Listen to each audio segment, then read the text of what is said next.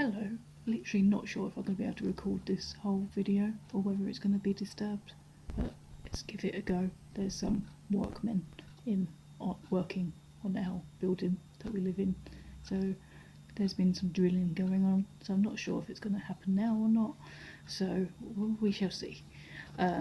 So I read another book. I read it really quickly, this one, partly because I think I mentioned in my last video it had another reserve on it, so I had to hurry up and read this one, so it had to be next in the pile, so I had to go a bit away from my thing about reading black writers and multicultural writers to read some books by straight white men.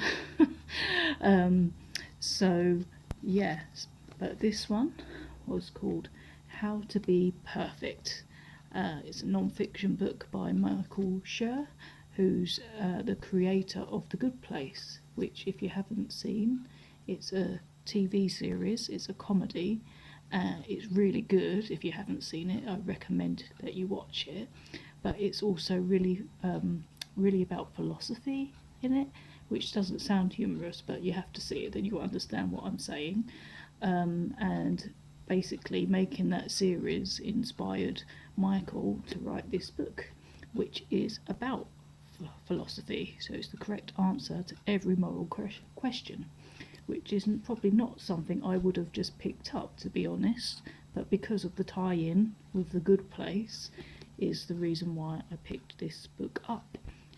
And I have to say, for a change, because often when I've had a book that's been reserved by other people, it's turned out actually a lot of those books have not been that great, but this time round I actually really enjoyed this one, and I only took a few days to read it, bearing in mind I had a do nothing day the other day, and when I say do nothing, most of the day I spent reading.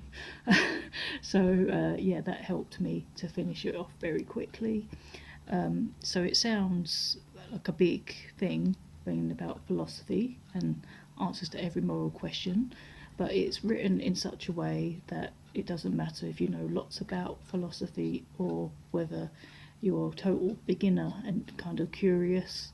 It's written in a really light-hearted, humorous way, with chapters called things like "Should I punch my friend in the face for no reason?" It's really entertaining because of the way it's been written. It's interesting and thoughtful, and overall I thought this book was quite inspiring and positive, and really about kindness to others, which is something I'm definitely for. That's kind of one of my tenets, if you like, my beliefs. It's about being kind.